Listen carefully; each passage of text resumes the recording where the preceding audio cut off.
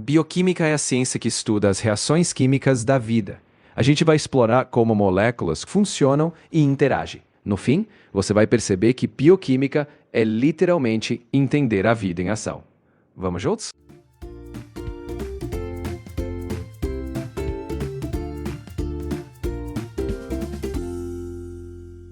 Então, estamos vendo a arquitetura molecular da vida. O que você tem aí é uma membrana celular. Essa bicamada de fosfolipídios forma uma barreira entre a célula e o ambiente. E essas proteínas transmembrana aí, elas ajudam no transporte e na comunicação. Tudo isso mantém a vida funcionando. A fluidez dessa membrana depende dos lipídios e da temperatura.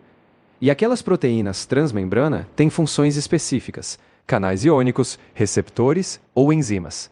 Tudo isso é essencial para o metabolismo celular, que é o que garante a vida. A base da existência química.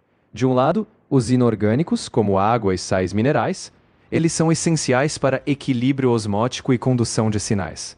Do outro lado, moléculas orgânicas, carboidratos, lipídios, proteínas, ácidos nucleicos, eles formam a estrutura e a energia da vida.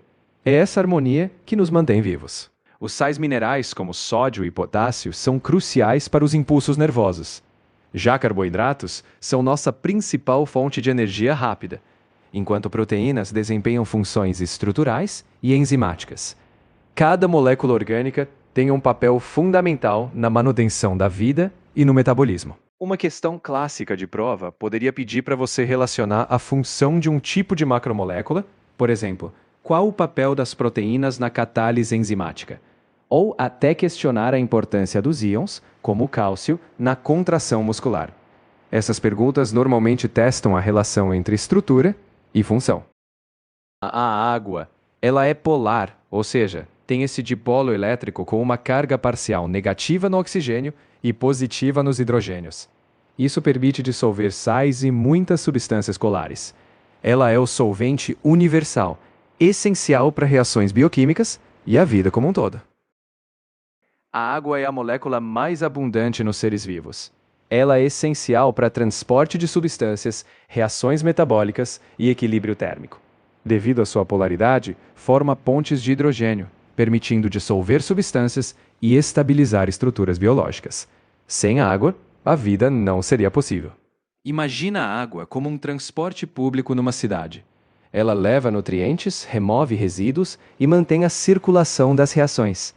Sem esse transporte, a cidade para. Sem água, a célula para. Ela é o fluxo da vida. As funções vitais da água são muitas.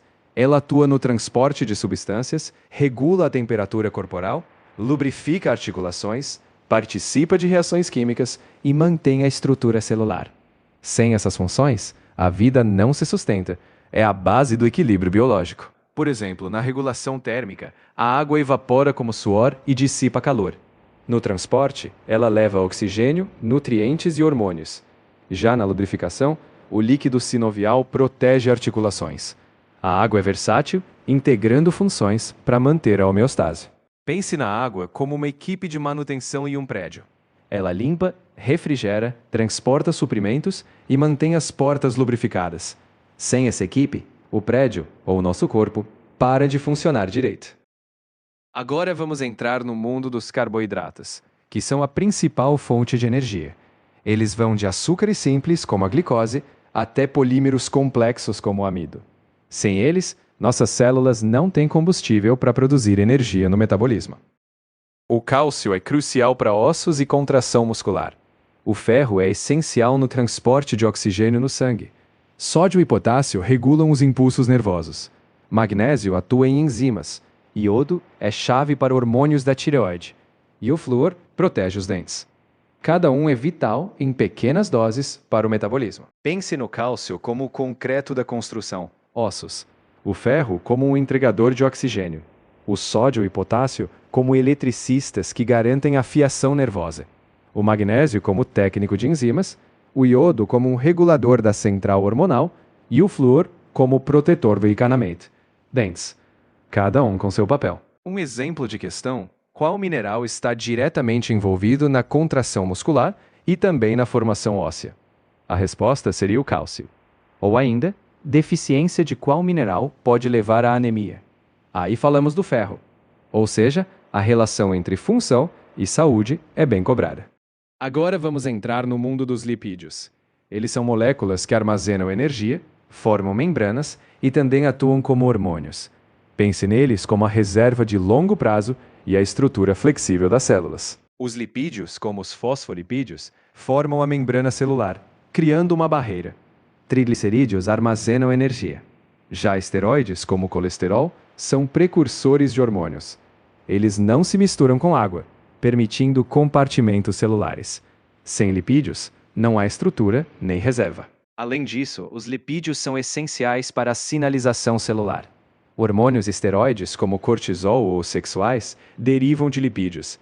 Além disso, os fosfolipídios formam mosaicos fluidos nas membranas, permitindo flexibilidade e transporte.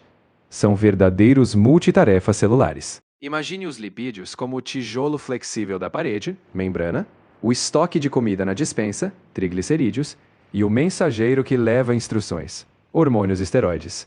Sem eles, a célula não tem nem estrutura, nem energia e nem comunicação. O colesterol é um lipídio crucial. Ele se intercala entre os fosfolipídios na membrana, regulando a fluidez. Se a membrana está rígida, ele a flexibiliza. Se está muito fluida, ele dá estabilidade. Além disso, o colesterol é transportado no sangue via lipoproteínas, como o LDL e HDL, que controlam sua distribuição e também seu excesso. Assim, ele é vital, mas em equilíbrio. Pense na membrana celular como uma pista de dança. Os fosfolipídios são os dançarinos e o colesterol é o organizador. Se a pista está muito lotada, ele cria espaço. Se está muito vazia, ele estabiliza. E as lipoproteínas são os ônibus que levam o colesterol para onde ele é necessário. Uma questão clássica poderia perguntar: qual o papel do colesterol na fluidez da membrana? A resposta: ele regula, tornando-a mais rígida ou mais fluida. Ou ainda, como o colesterol é transportado no sangue? A resposta: via lipoproteínas, como LDL e HDL. As proteínas são verdadeiras protagonistas da vida. Elas são moléculas da primeira ordem porque executam praticamente tudo. Catalisam reações como enzimas, dão estrutura às células, transportam substâncias e atuam na defesa. Dependendo da sequência de aminoácidos, uma proteína pode ter uma função totalmente diferente. Elas são a base do funcionamento celular. Os aminoácidos essenciais, que precisamos obter na dieta, são 9. Já os não essenciais, que o corpo consegue produzir, são 11. Juntos, esses 20 aminoácidos formam todas as proteínas, com combinações específicas definindo a função de cada uma. Cada aminoácido tem uma estrutura comum. Um grupo amina, que é basicamente um nitrogênio com hidrogênios, um grupo carboxila, que é um ácido, e o radical, que varia e determina a identidade do aminoácido. O radical é o que diferencia um aminoácido do outro e, portanto, é o que dá às proteínas sua variedade de funções. O carbono central, chamado carbono alfa, é o ponto de ligação entre o grupo amina, o grupo carboxila, o hidrogênio e o radical específico de cada aminoácido. Ele é como o núcleo que segura todas as partes, permitindo que os aminoácidos se conectem em cadeias para formar as proteínas. Pense no carbono central como o eixo de uma ferramenta. O grupo amina é como o cabo, a carboxila a ponta e o radical é a lâmina diferente para cada função. Assim, mudando o radical, você tem uma ferramenta diferente, ou seja, um aminoácido diferente. A estrutura das proteínas tem 4 níveis. O primário é a sequência de aminoácidos em linha. O secundário são dobras locais, como hélices ou folhas. O terciário é o formato tridimensional final da cadeia. O quaternário é quando várias cadeias se unem. Essa complexidade garante as funções específicas de cada proteína. A desnaturação é quando uma proteína perde sua forma tridimensional, perdendo também a função. Isso ocorre por fatores de estresse como calor ou pH extremo. A proteína funcional tem sua forma certinha. Já a desnaturada se desenrola e não funciona mais. Ou seja, a forma define a função e o estresse destrói essa forma. As enzimas são proteínas que aceleram reações. Elas se ligam a um substrato específico, como maltose, formando um complexo enzima-substrato, como uma chave na fechadura. A reação ocorre, produzindo, por exemplo, glicose, e a enzima sai intacta, pronta para outra. A função das enzimas é acelerar reações. Elas são específicas, ou seja, cada uma atua em um substrato certo. E quanto à nomenclatura, normalmente o nome da enzima termina com ase e faz referência ao substrato que ela quebra ou transforma.